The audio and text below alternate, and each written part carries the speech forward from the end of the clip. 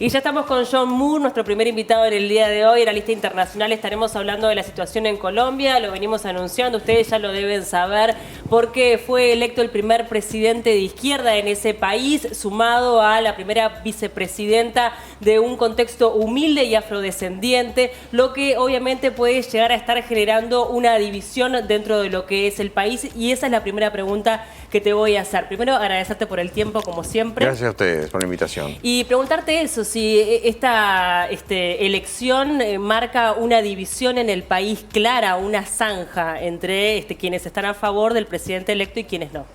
Es una buena pregunta. Yo creo que la primera interrogante que hay que hacerse con respecto a Colombia, que es un país atípico en su historial político, recordemos que Colombia, junto con Uruguay, tiene dos de los partidos más antiguos, partidos fundacionales de la República de Colombia, el Partido Liberal y el Partido Conservador. Esos dos partidos protagonizaron una historia, digo, lamentablemente en muchos casos de episodios de violencia, de guerra civil, etcétera, pero con el tiempo obviamente fueron capaces de consensuar y generar un sistema político democrático estable y yo diría que además, un hecho destacable, en plena época de las dictaduras en América Latina, en la década del 70, Colombia era un país democrático, un país en ese sentido muy estable. Un país además que tuvo una economía muy pujante en su momento, ahora está enfrentando una crisis, pero en definitiva fue un modelo de convivencia más allá de hechos de violencia puntuales en lo político. Agregado obviamente al grave problema de la FARC, de la guerrilla, un problema muy serio que fue una especie de cáncer que carcomió al país durante años y que felizmente fue llegando a un tipo de acuerdo que no dejó a todas las partes contentas, lamentablemente, pero por lo menos se llega a una estabilidad, a un acuerdo de paz para liberarse de un problema de años que causó realmente muchas muertes y mucho daño. Además del problema de narcotráfico, un problema crónico que también fue combatido en su momento y hoy Colombia está en mejores condiciones de las que estaba, por ejemplo, en la década del 80. Quiere decir que como república tiene un historial de éxitos en ese sentido, desde el punto de vista político, ha logrado sobrellevar ese tipo de problemas. Lo que sí, como tú estás diciendo, existe una división muy marcada a nivel político entre lo que es una derecha que se ha instalado en el poder durante mucho tiempo. Es una derecha muy dura, se ha endurecido mucho de la mano justamente de Uribe. Hay lo que se puede llamar un uribismo que está ya consolidado en ese sentido. Y por otro lado, la elección de Gustavo Petro al gobierno genera una innovación. Yo diría que en primer lugar tenemos que hablar de innovación más que de ruptura. Hay que tener esperanzas, hay que tener optimismo. ¿Y por qué? Porque yo creo que es necesaria la alternancia en los sistemas políticos. Es necesario que en Colombia haya un cambio. Es necesario que la izquierda gobierne, que tenga la oportunidad de gobernar, que muestre que hay una izquierda moderada, hay una izquierda que puede consensuar, hay una izquierda que puede funcionar dentro del marco institucional, que puede contribuir al desarrollo social, que es un debe también, como en todos los países de América Latina, también en Colombia. Es decir, hay que depositar una cierta confianza en la gestión que Gustavo Petro pueda llegar a ejercer. Pero aquí justamente la interrogante es si la derecha, si los partidos de derecha, si el bloque general de derecha le va a permitir precisamente poder gobernar. ¿Y por qué? Porque acá se ha dado un fenómeno muy interesante que se está dando en otros países de América Latina, y es el siguiente. Si ustedes ven los partidos o los movimientos que participaron en la elección presidencial, son partidos que, salvo el de Petro, no tienen prácticamente representación en el Congreso colombiano. Hubo elecciones en marzo de este año en el Congreso, una renovación. Y tanto en la Cámara de Senadores como en la Cámara de Representantes hay ciertas mayorías de los partidos de derecha. Y allí, en este escenario en el cual el partido de Petro es un partido más que está de alguna manera en desventaja respecto a la sumatoria de los escaños que tienen los partidos de derecha, bueno, lo va a obligar a sumar a otros grupos de izquierda que también integran parte de las dos cámaras para poder tejer justamente negociaciones para llevar adelante un gobierno viable en ese sentido. ¿Que le va a costar probablemente. Y allí también la derecha, desde la dirección de Uribe, desde la dirección de Santos, del mismo Iván Duque, de los nuevos líderes que están emergiendo. Recordemos que hay un partido que participó en las elecciones, que es un partido de derecha, Creemos Colombia, que participó ahora, es una especie de renovación de la derecha que sale un poco del uribismo. Quizás en ese partido haya la posibilidad también de lograr consensos. No olvidemos también que en el caso del Partido Liberal, uno de los dos partidos fundacionales de Colombia, dirigido hoy por Gaviria, un expresidente colombiano, ahí también el Partido Liberal es un partido que se define como de centro. Y hay esperanzas que probablemente a la hora de tener que negociar reformas, de negociar aspectos, digo, de materia, sobre todo en materia económica, bueno, de que allí el Partido Liberal juegue un rol fundamental para poder lograr ese equilibrio necesarios. Decime, Francia Márquez en todo esto, que aparte, como decía Paula, tiene, es todo un avance para el país, este lugar para el país y la cara que desde el mundo también lo estamos viendo como un logro, una mujer afrodescendiente con toda una historia que también ha sido de relego, ¿verdad? De relegarla. ¿Qué rol te parece que va a cumplir en esto que ella también hablaba de mirar, y todos han hablado mucho del amor, que ha llamado la atención, ¿verdad? Sí, el discurso de mirar sin odio, mirar con amor, o sea, exacto, le han puesto mucha emotividad a esto. ¿Cuál te parece que va a ser el rol en este juego de fuerzas con una mujer con estas características? Yo creo que la presencia de ella, primero, tenemos que apostar a que va a tener un protagonismo efectivo, que no va a ser nada más que un símbolo, que va a tener un rol ejecutivo. Y allí yo creo que hay un gran desafío en lo que es las grandes porciones de la sociedad colombiana, a nivel, por ejemplo, de las organizaciones nativistas, indigenistas, gente que está muy marginada, muy desplazada, que necesita tener una voz, necesita tener una representatividad, que no pasa solamente por una representatividad parlamentaria, por una representatividad con agentes sociales. Y yo creo que ella, desde el cargo de vicepresidenta, tiene probablemente una misión, un desafío para encarar en ese sentido, que es altamente, tiene una importancia muy alta, precisamente para lograr la estabilidad. ¿Por qué? Porque todos estos grupos, muchos de los cuales, repito, tienen representación hoy en el Congreso, están exigiendo demandas, están exigiendo reconocimiento de propiedad de tierras, por ejemplo. Causas muy similares a las que estamos viendo con una expresión mucho más radical y violenta en el caso de Chile, como también en Ecuador. Y esos son asuntos que va a haber que atender, que la derecha no lo ha atendido. Y ahí está también una de las oportunidades que tiene el gobierno de Petro para poder justamente tratar de empezar un programa para solucionar y contener las tensiones que esto podría llegar a generar. Pero llegaron a tener episodios violentos muy importantes, ¿no? En Colombia, que tampoco el gobierno lo supo manejar correctamente, digamos.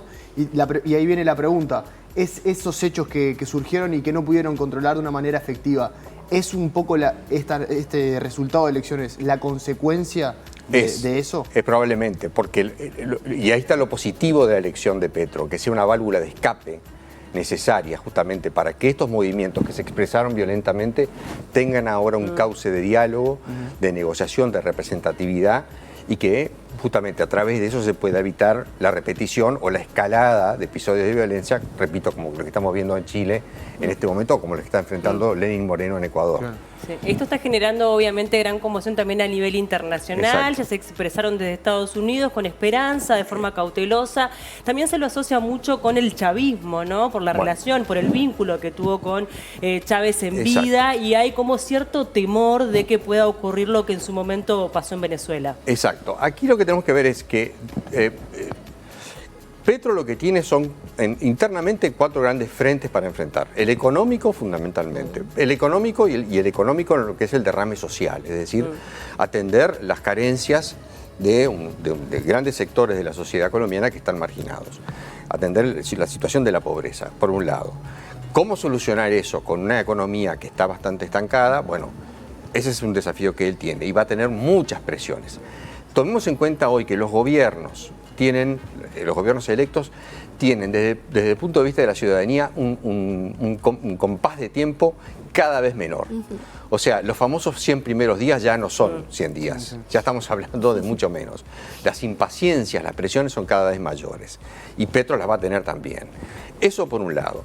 El segundo frente es la derecha, es decir, la derecha, qué actitud va a tener, qué responsabilidad cívica va a tener justamente para poder evitar una inestabilidad, para poder promover una gobernabilidad en ese sentido. ¿Qué va a pasar con los militares también? Si hay una línea entre los militares colombianos y la derecha, y ante cualquier atisbo considerado por la derecha de que Petro pueda estar saliendo un poco de la institucionalidad, llegado ese caso, bueno, ¿qué podría llegar a pasar? En función justamente del historial de violencia que tiene, de violencia política que tiene Colombia. El otro frente que tiene también es lo que tú estabas diciendo, Venezuela. ¿Qué relación va a tener con Venezuela? ¿Qué relación va a tener con Maduro? ¿Qué tipo de diálogo va a tener con Maduro? ¿Qué compromisos va a tener que establecer con Maduro para tener una convivencia relativamente estable? Hay diferencias muy grandes entre la Venezuela de Maduro con la Colombia que va a tener Petro, en ese sentido. Estamos hablando de dos estados, de dos países totalmente distintos.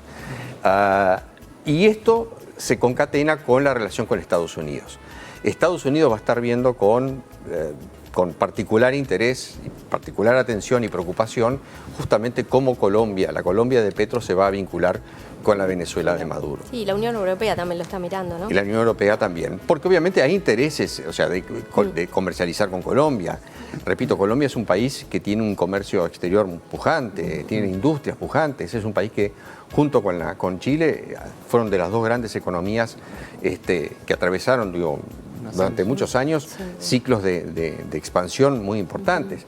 Y bueno, entonces, hay que apostar a que Petro va a tener una política sensata en materia económica, que el Banco Central va a ser autónomo, es una de las preocupaciones. Lo primero que surgió al día siguiente del resultado de la elección es, bueno, si el Banco Central colombiano va a tener autonomía, no va a intervenir en materia política, va a dejar que la economía tenga su autonomía en ese sentido. Las gremiales empresariales también ya manifestaron no su preocupación, sino su predisposición a colaborar, a manifestar expectativas positivas hacia Petro, a colaborar en ese sentido. Quiere decir que tenemos un arranque bastante auspicioso en ese sentido, pero los desafíos existen. Y decime, lo que es el eje México, Colombia en este momento, bueno, Venezuela, Cuba, de alguna forma mirando con buenos ojos, pero después tenemos Argentina, Chile, Perú, Bolivia, todo con gobiernos de izquierda. ¿Cómo te parece que eso de alguna forma impacta en el resto de América Latina y también de cara a la mirada internacional? Pensando que además, en Europa están viniendo las derechas, por otro lado, ¿no? Estamos yo diría, primero, hay que tener una visión un poco de helicóptero de lo que está pasando en el mundo en general, y sobre todo en lo que es las democracias de Occidente. Todas las democracias de Occidente están atravesando cada una su particular crisis. Existen obviamente hilos conductores o un común denominador que habrá que examinar precisamente qué es lo que está pasando. Si tiene una raíz de insatisfacción económica por parte de las sociedades, si hay descontentos, si la globalización definitivamente no logró derramar a sectores más marginados, si las economías de América Latina, por ejemplo, no lograron realmente acoplarse a la ola de la globalización y fueron quedando relegadas. Es decir, hay un conjunto de interrogantes que explicarían un poco qué es lo que está pasando en las democracias en general. En América Latina estamos viendo, como tú estás diciendo, un giro hacia la izquierda. Probablemente Lula, según las encuestas, termine siendo presidente en Brasil también. Hay que ver un poco también, sin ser alarmista, cuál va a ser la reacción de Bolsonaro. Si Bolsonaro va a ser un buen perdedor en el caso de que Lula sea electo presidente. Se conforma un bloque de izquierdas nuevamente, pero aquí lo que tenemos que ver es qué tipo de izquierdas son las que van a gobernar.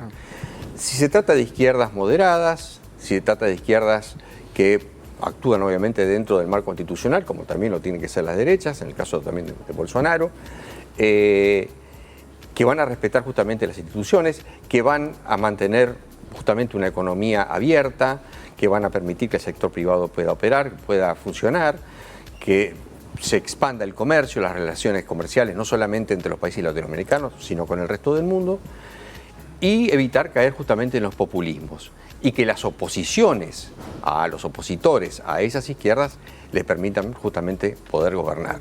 O sea, repito, está bien la alternancia. Ahora, hay tipos de izquierda y tipos de izquierda. Claro. O sea, la izquierda de Maduro es una izquierda totalmente distinta a la izquierda del mismo Petro, por ejemplo. O del mismo Lula en su primer gobierno. La izquierda, bueno, ni hablar de Cuba, ni hablar de Nicaragua, este eje que se ha formado. Entonces, yo diría que tendremos que apostar de que va a haber gobiernos de izquierda moderados, que son necesarios en este momento justamente por la alternancia que se necesita en América Latina, y apostar a que puedan llevar adelante gobiernos en los que aspectos sociales que están relegados sean debidamente atendidos. ¿Y por qué esto es importante?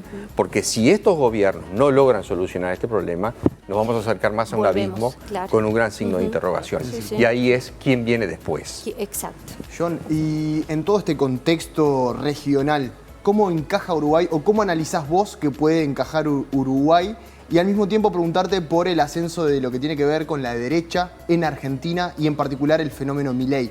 Entonces hay toda una situación ahí que hoy en día el gobierno de Alberto Fernández está liderando el país, pero ¿cómo ves todo lo que tiene que ver con el ascenso de la derecha, de la vuelta de Macri en Argentina, esas dos situaciones? Milei es un signo de interrogación todavía.